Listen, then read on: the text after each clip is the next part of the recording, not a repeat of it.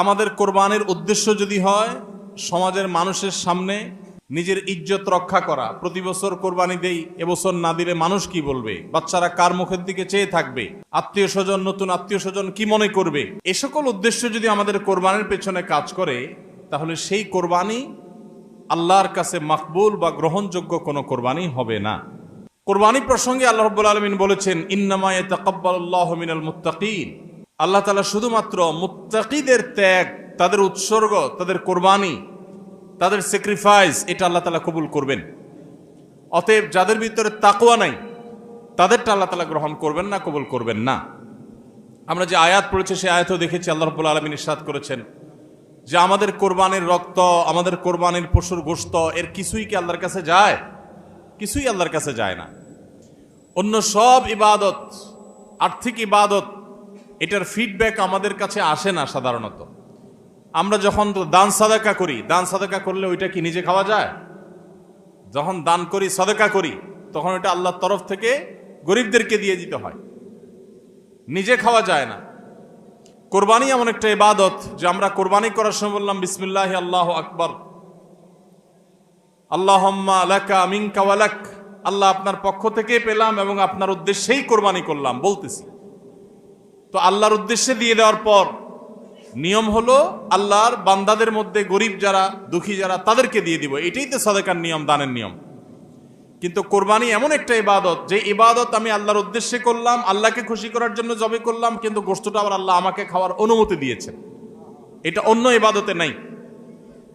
এখন এই ইবাদতে যদি গোশত খাওয়াটা মুখ্য হয়, গোশত আহরণ করা মুখ্য হয়, সমাজে মানুষের কাছে মুখ উজ্জ্বল করা মুখ্য হয়, আসল উদ্দেশ্য যদি হয় দুনিয়াবি বা পার্থিব বিষয় আশয়, আসল উদ্দেশ্য যদি হয় শো অফ করা, আসল উদ্দেশ্য যদি হয় মানুষকে দেখানো, আসল উদ্দেশ্য যদি হয় আত্মীয় স্বজনের কাছে মুখ রক্ষা করা, বাচ্চা কাচ্চা কার দিকে চেয়ে থাকবে, সেটা যদি উদ্দেশ্য হয়, তাহলে এটা ইবাদত হবে না। এজন্য কোরবানির আগে সর্বপ্রথম যে বিষয়টি খুব জরুরি সেটা হলো আমাদের উদ্দেশ্যগুলোকে একটু ঝালাই করে নেওয়া, আমাদের উদ্দেশ্যগুলোকে একটু রিচেক করে নেওয়া। আমরা কেন কোরবানি করব? আমাদের কোরবানির উদ্দেশ্যটা কি?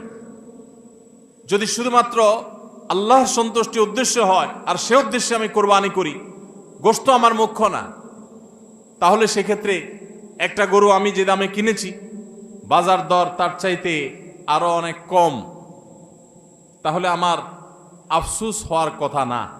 কারণ আল্লাহ তাআলা সওয়াব দেওয়ার সময় গোশত কয় কেজি হয়েছে সেই হিসাবে দিবেন, নাকি আমি কি পরিমাণ টাকা আল্লাহর রাহে খরচ করলাম সেই পরিমাণ দিবেন?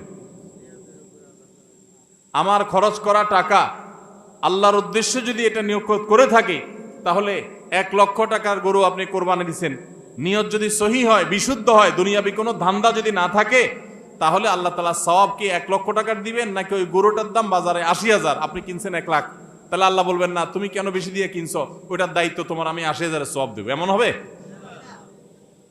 কিন্তু তারপরেও আমরা কোরবানির পশু কেনার পর দেখা যায় ওইটা নিয়ে আমাদের অনেকের হেজিটেশন থাকে, আফসোস থাকে। হ্যাঁ, সন্দেহাতীত ভাবে আপনি মার্কেটে যে গরুর বাজারে যে মূলামূলি করে উপযুক্ত ন্যায্য মূল্যে আপনি কিনবেন, অতিরিক্ত দাম কোনো যৌক্তিক কারণ ছাড়া আপনি কসাইকে বা গরু বিক্রেতাকে কেন দিবেন? সেটা দেওয়ার কোনো যুক্তি নাই। আপনি অবশ্যই মূলামূলি করে ন্যায্য মূল্যে কেনার চেষ্টা করবেন, কিন্তু কেনার পর এর দাম কত হইলো না হইলো, গোশত কয় কেজি হলো, পার কেজি কত পড়লো, তাতে লস হইলো না লাভ হলো, এগুলা সবগুলো প্রমাণ করে যে কোরবানির উদ্দেশ্যে ভেজাল আছে। ভাইরা আমার, আমরা কোরবানি সাধারণত বেশিরভাগ মানুষ গরু দিতে পছন্দ করি। এর অনেক কারণ আছে অবশ্য।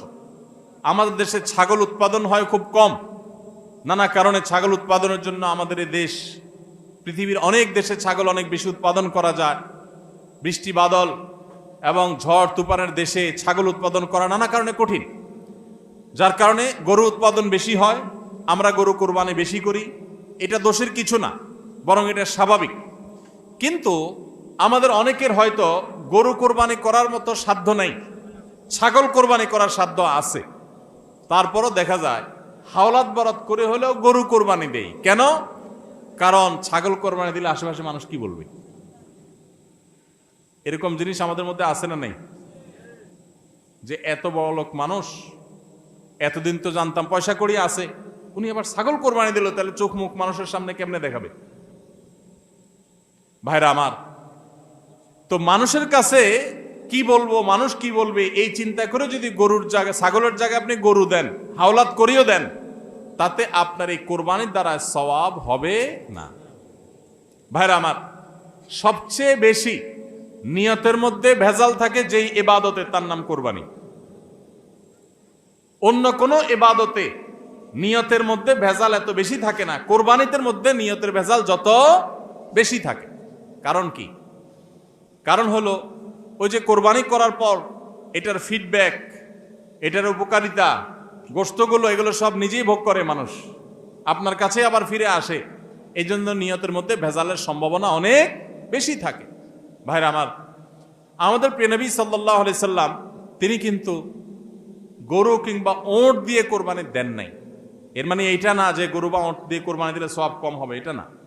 উদ্দেশ্য হলো যে ছাগল, দুম্বা, ভেড়া এরকম ছোট পশু দিয়ে কোরবানি তিনি দিয়েছেন, সাহাবায়ে কেরাম অনেকে দিয়েছেন।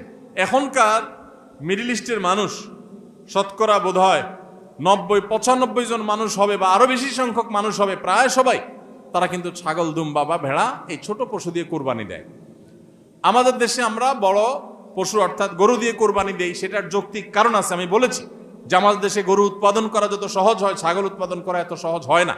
নানা কারণে গরুর, ছাগলের চাইতে গরুর উৎপাদন বেশি হয়, সেই হিসাবে আমরা করি, ঠিক আছে। কিন্তু যদি উদ্দেশ্য হয় বড় পশু কোরবানি করে আমি বড় কোরবানি দাতা জাহির করব নিজেকে, তাহলে এর মাধ্যমে সওয়াব হওয়া তো দূরের কথা, মানুষ দেখানো ইবাদত করার কারণে শিরকে আসগরের গুনাহ হওয়ার আশঙ্কা আছে। আমার কথা কি বুঝাইতে পারছি? ভাইরা আমার, আমাদের দেশে বাস্তবতা হলো কিছু নেককার মানুষ আছেন, আল্লাহ তাআলা পয়সা করে দিয়েছেন, হালাল টাকা, আবার আল্লাহর উদ্দেশ্যে বড় পশু কুরবানি করে গরিব দুঃখীকে গোশত খাওয়ায়, গরিবদের পুষ্টির যোগান হয়, এরকম নেক উদ্দেশ্যওয়ালা মানুষ আছে আলহামদুলিল্লাহ। কিন্তু এই সীমিত সংখ্যক মানুষ ছাড়া সাধারণত গরুর সাইজ যত বড় হয় নিয়তের ভেজাল তত বেশি হয়। আমি কি আপনাদের বুঝাতে পারছি? সাধারণত গরুর সাইজ যত বড় হয় নিয়তের ভেজাল তত বেশি হয়। সব ক্ষেত্রে এটা প্রযোজ্য না। অনেক নেককার মানুষ আছেন যে গরুর সাইজে বড়, মাশাআল্লাহ নিয়তটাও খালেস, আবার উপার্জনও হালাল, এরকম আল্লাহর বান্দাও আছেন, কিন্তু তাদের সংখ্যা খুবই কম। সাধারণত গরুর আকার যত বড় হয়, এই বেশিরভাগ এই শ্রেণীর কোরবানি দাতাদের নিয়তে ভেজাল বেশি হয়। আপনি ঢাকা চলে যাবেন, গুলশান, বাড়িধারা, ঢাকার একেবারে এলিট শ্রেণী মানুষের বসবাস যে সমস্ত এলাকায়, সে সমস্ত এলাকায় দেখবেন এক এক বাড়ির ভিতরে গ্যারেজে বিশাল বড় বড় 3টা, 4টা, 5টা গরু, এক একটা 4 লাখ, 3 লাখ, 5 লাখ এরকম দামের গরু। এই বাড়িওয়ালাদের বেশিরভাগ লোকদেরকে দেখবেন জীবনে এরা মসজিদের ধারে কাছেও যায় না, কিন্তু কোরবানিটা করে মাশাআল্লাহ। কারণ কি? একে তো কোরবানি করে গরিব দুঃখী লাইনে দাঁড়ায় থাকবে, আপনার চেয়ারে বসে বসে গরিব দুঃখীরে কোরবানি গোশত দেব, ভালোই তো লাগে। একটা বাকাওয়াতি জাহির হয়, দানবীর, সেটা জাহির করা যায়, উৎসব হয়, আনন্দ হয়। আমি আগে বলেছি কোরবানি এটা উৎসব, কোরবানি একটা ইবাদত, এটা ইসলাম এবং মুসলমানদের সংস্কৃতি, সন্দেহ নেই। কিন্তু সব কিছুর উপরে ইবাদতের মানসিকতা প্রাধান্য থাকতে হবে। কারণ ইব্রাহিম আলাইহিস সালাম যে কোরবানি করেছিলেন, সেই কোরবানি মূলত আল্লাহর নির্দেশ পালনার্থে করেছিলেন।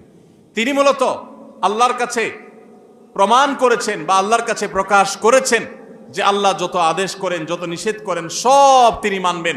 এমনকি নিজের সন্তানকে কোরবানি করার নির্দেশ আল্লাহ করার পর সেটাও মানতে তিনি প্রস্তুত হয়েছেন। আল্লাহ সন্তান কোরবানি হইতে দেন নাই, কিন্তু তিনি পরীক্ষায় পাশ করে ফেলেছেন।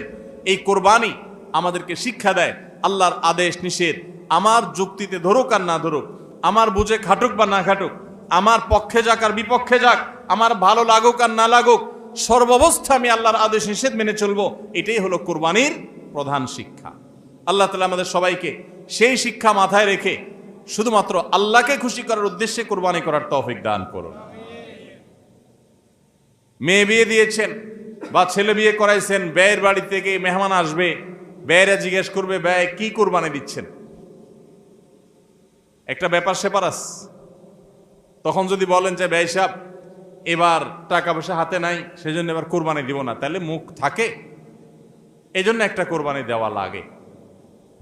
এই কোরবানি কি ব্যয় হিসাবের জন্য হলো না আল্লাহর জন্য হলো? এই ব্যয় হিসাবের জন্য কোরবানি করলে সেটা সওয়াব হবে না, বরং শিরক হবে, শিরকে আসগর। এটাকে শিরকে আসগর বলা হয়। আল্লাহ তাআলা আমাদের সবাইকে আল্লাহকে খুশি করার জন্য কোরবানি করার তৌফিক দান করুন।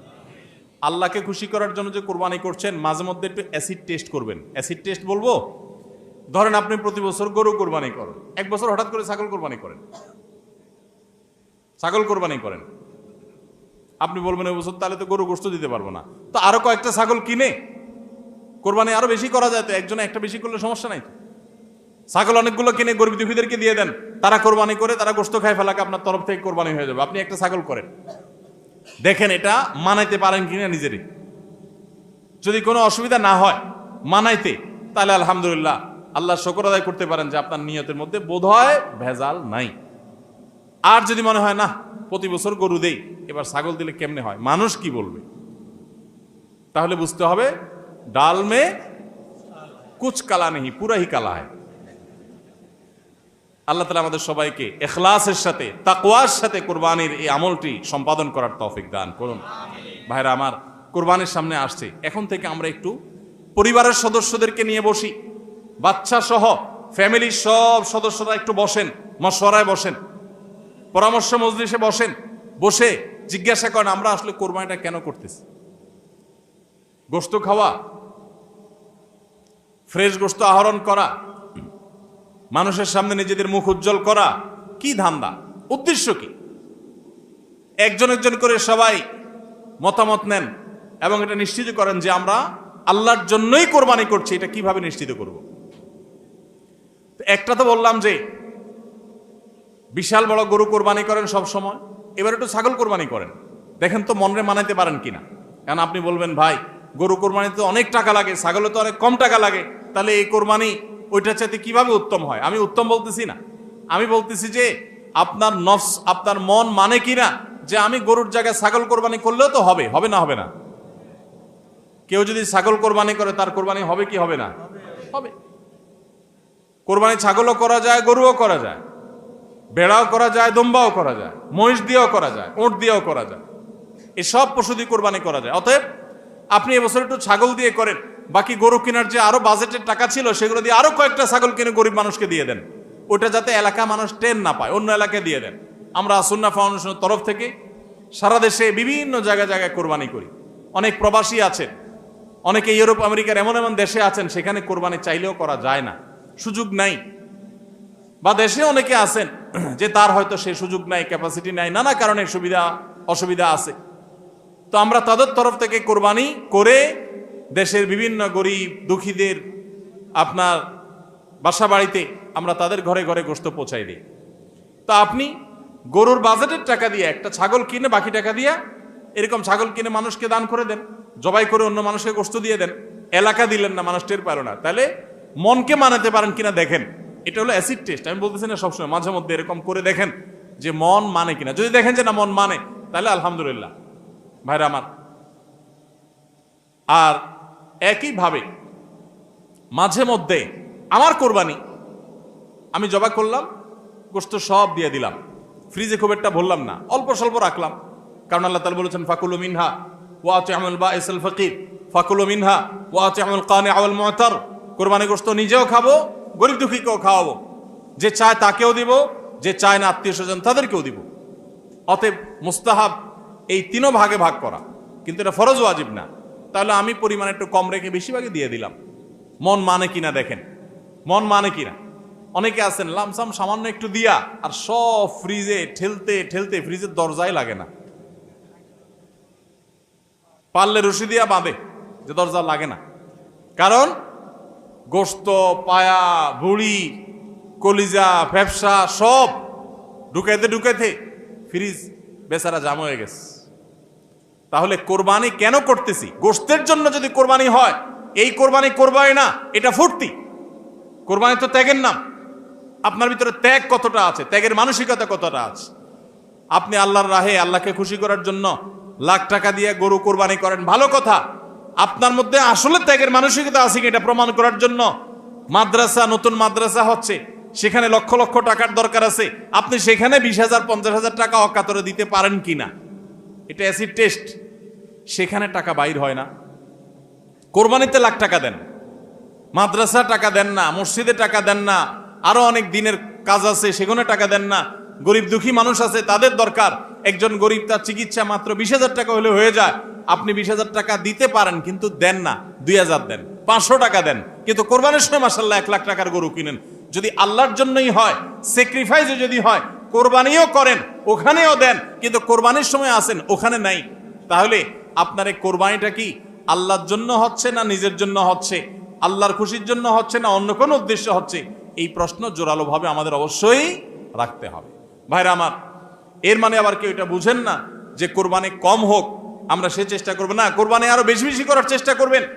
কোরবানি যত বেশি হবে তত আমাদের সব দিক থেকে লাভ। যারা কোরবানি বিদ্বেষী, সেকুলার, বিশেষ করে এক শ্রেণীর মুসলিম বিদ্বেষী নাস্তিক আছে, কোরবানির মৌসুম আসলেই দেখবেন এদের পাখা গজায়। এরা দেখবেন গরুর প্রতি মায়া এত বেশি, এত দরদ, তারা বলে আহারে এতগুলো গরু জবাই করে ফেলা হবে, এই গরুগুলোর ভিতরে প্রাণ আছে, কত নির্মমতা। এরকম দেখবেন এরা এখন থেকে, এই কদিন পর থেকে দেখবেন সোশ্যাল মিডিয়াতে, ফেসবুকে তাদের এই সমস্ত জিগি শুরু হয়ে যাবে, আছে না নাই? এরা আবার সকাল বিকাল বিফ ছাড়া, মাটন ছাড়া, অর্থাৎ গরু গোশত আর খাসি গোশত ছাড়া, মুরগির গোশত ছাড়া তাদের নাস্তাও চলে না।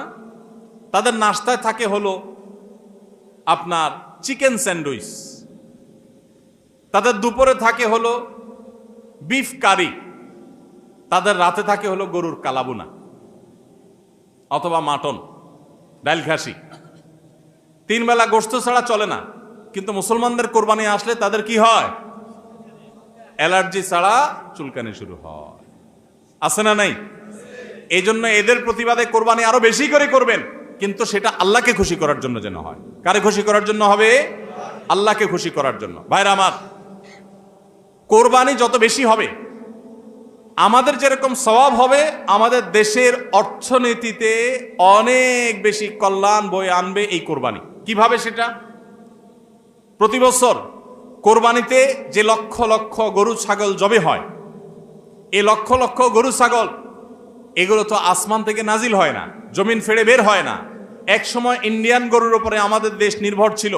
আলহামদুলিল্লাহ গত বেশ অনেক বছর ধরে আপনারা দেখেন যে আমাদের দেশীয় গরু দিয়েই আমাদের কোরবানির ম্যাক্সিমাম চাহিদা প্রায় পূরণ হয়ে যায়। ইন্ডিয়ান গরুর উপরে এখন আর আমাদের কোরবানি নির্ভর নয়।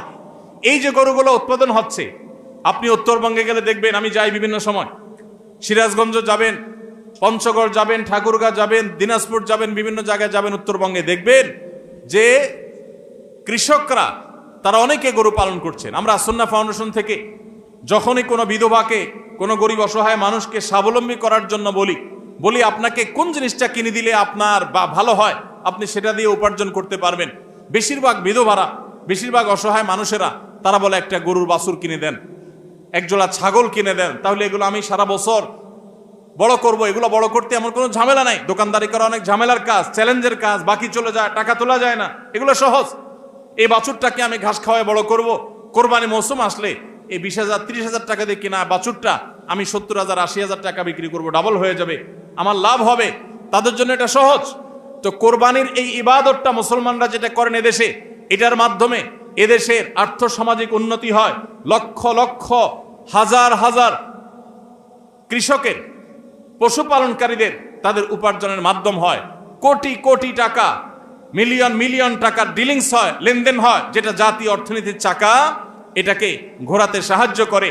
কোরবানির এই ইবাদত এটা আমাদের অনেক গরিব অভাবী মানুষের পুষ্টির যোগান দেয়। আপনারা জানেন অনেক গরিব মানুষ আছেন কোরবানির মৌসুমে মন ভরে একটু গোশত খাইতে পারেন, সারা বছর গোশতের দাম এত বেশি, তো বেচারারা কিনে খেতে পারেন না। তাহলে কোরবানির এই গোশত, কোরবানির এই উৎসব, এই ইবাদত, এটার মাধ্যমে পশুপালনকারীদের উপার্জনের মাধ্যম হয়। সারা বছর যারা অপেক্ষা করে কোরবানির সময় পশু জবাই করে, পশু বিক্রি করে আবার তারা পশুপালন করবে, এর মাধ্যমে তাদের আর্থিক আর্থিক যে অনটন আছে এটা দূর হয়, তাদের উপার্জনের মাধ্যম হয়। আবার গরিব অভাবী মানুষ যারা আছে, যারা পুষ্টির অভাবে থাকে, পুষ্টিহীনতায় থাকে, তাদের আমিষের অভাব থাকে, তাদের খাদ্যের মধ্যে আমিষ পরিমাণ মতো থাকে না, সেই লোকগুলোর এই কোরবানি উপলক্ষে এক একজন 2 কেজি 4 কেজি 5 কেজি গোশত পাইলে কয়েকদিন ধরে তারা আমিষ খেতে পারে, তাদের পুষ্টির যোগান হয়। ভাইরা আমার, এর মাধ্যমে লক্ষ লক্ষ কোটি কোটি টাকা লেনদেন হওয়ার কারণে দেশের অর্থনীতির চাকা সচল হয়। নানা দিক থেকে এর পার্থিব উপকারিতা আছে। যারা কোরবানির বিরোধিতা করে ওরা বসে বসে ওই মাটন কারি, ওই বসে বসে আপনার বিফ, বসে বসে চিকেন স্যান্ডউইচ এবং বসে বসে তারা বার্গার খাওয়া ছাড়া আর কোনো কাজ তাদের নাই। এদেশের অর্থনৈতিক উন্নয়নের পিছনে তাদের কোনো ভূমিকা নাই।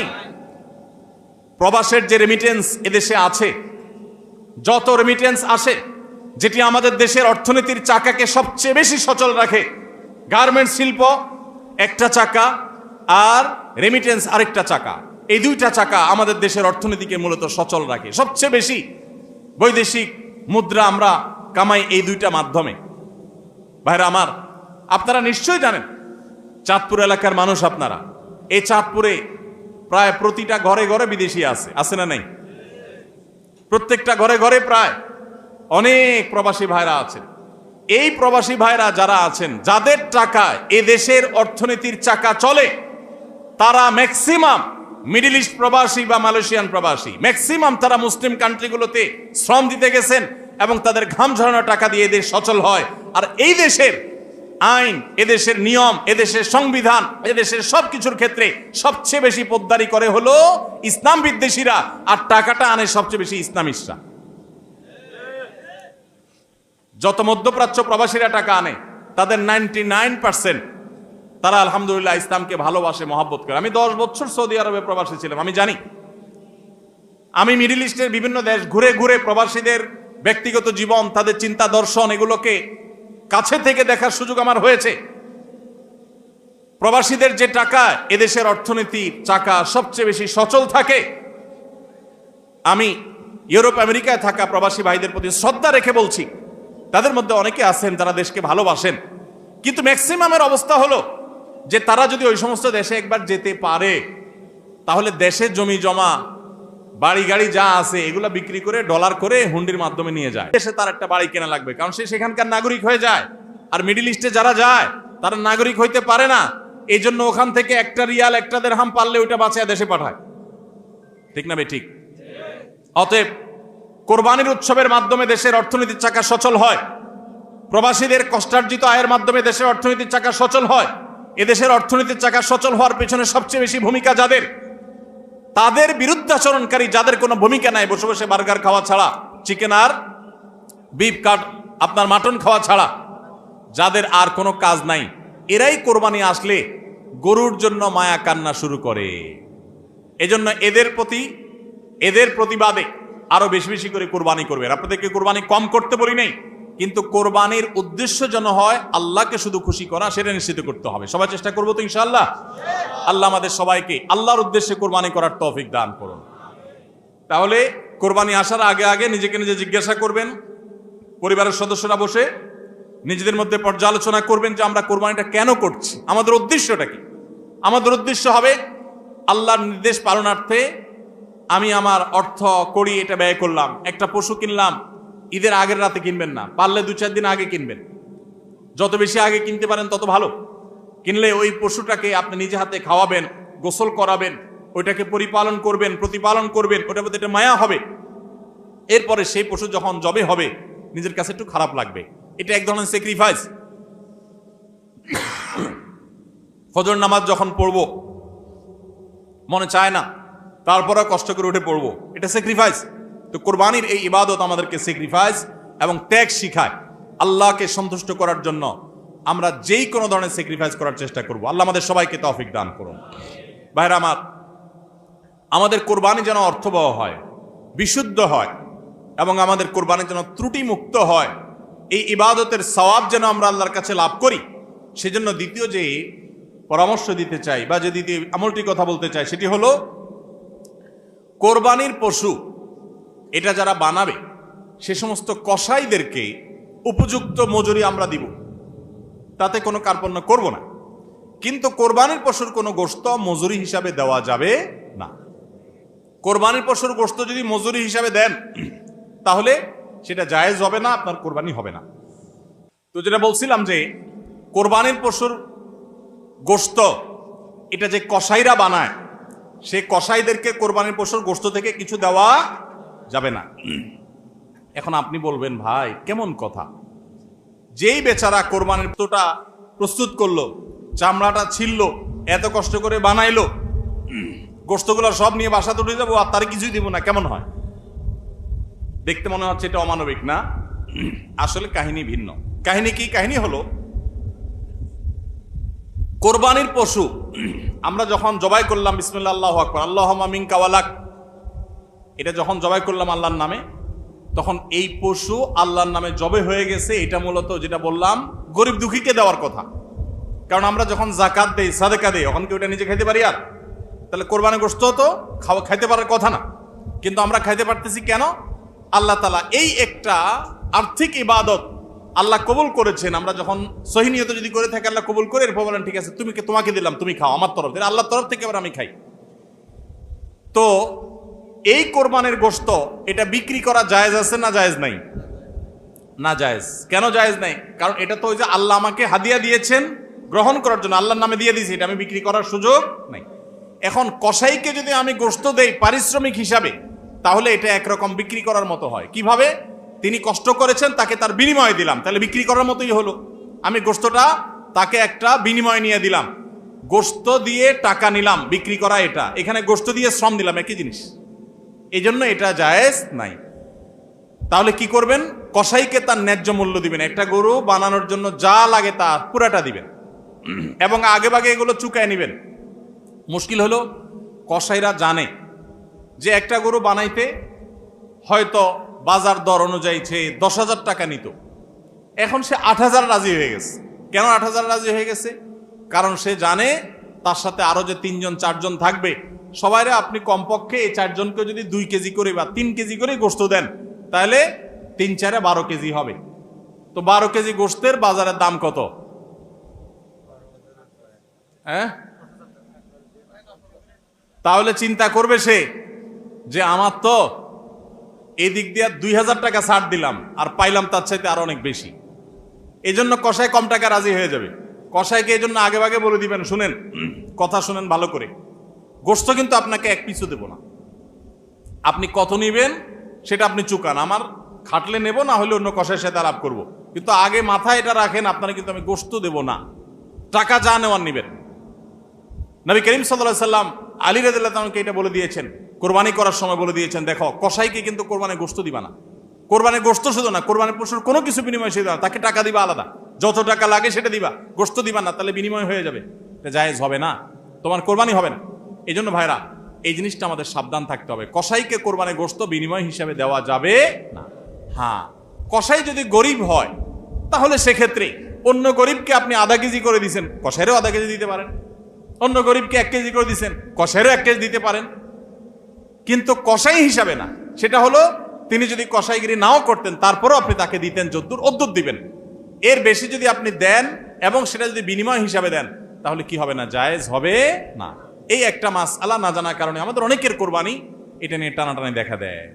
নাম্বার 3 এবং শেষ পয়েন্ট হলো কোরবানির পশুর গোশত এটা আপনি আহরণ করতে গিয়ে মাথায় রাখবেন যে কোরবানির পশুর রক্ত, বুড়ির ময়লা, এগুলো যেন আশপাশের পরিবেশটা নষ্ট না করে।